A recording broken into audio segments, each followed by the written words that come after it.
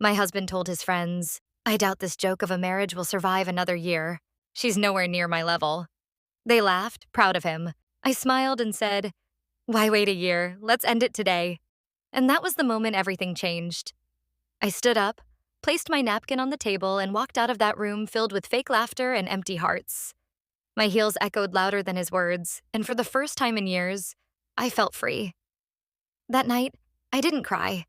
I packed a single bag, took one last look at the house we called ours, and whispered to myself, never again.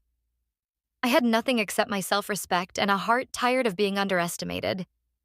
I started small, working extra hours, taking freelance projects, learning business from scratch. There were nights I barely slept, mornings when I questioned everything.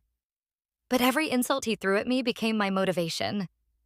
Every doubt turned into determination. Months passed. My little online store, which started from my old laptops, began to grow. I sold handmade designs, learned marketing, and connected with people who believed in what I was creating. One by one, orders started coming in. I remember the day I hit my first 100 sales. I sat in my tiny apartment and cried, not from pain, but pride. A year later, that small store became a brand. I hired my first employee, then 5, then 20. The woman he once mocked at a dinner table was now running meetings, signing deals, and inspiring others who'd been told they weren't enough. One afternoon, as sunlight filled my new office, my assistant walked in and said, "Someone's here to see you."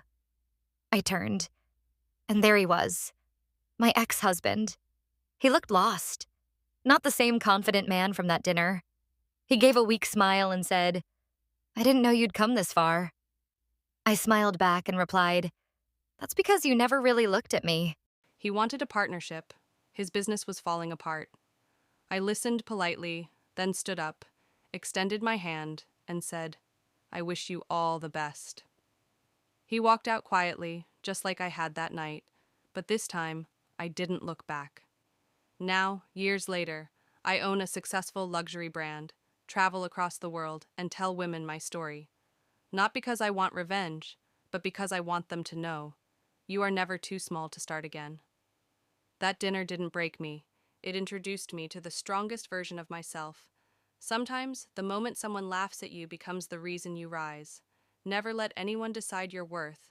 Walk away, build your dream, and let success do the talking.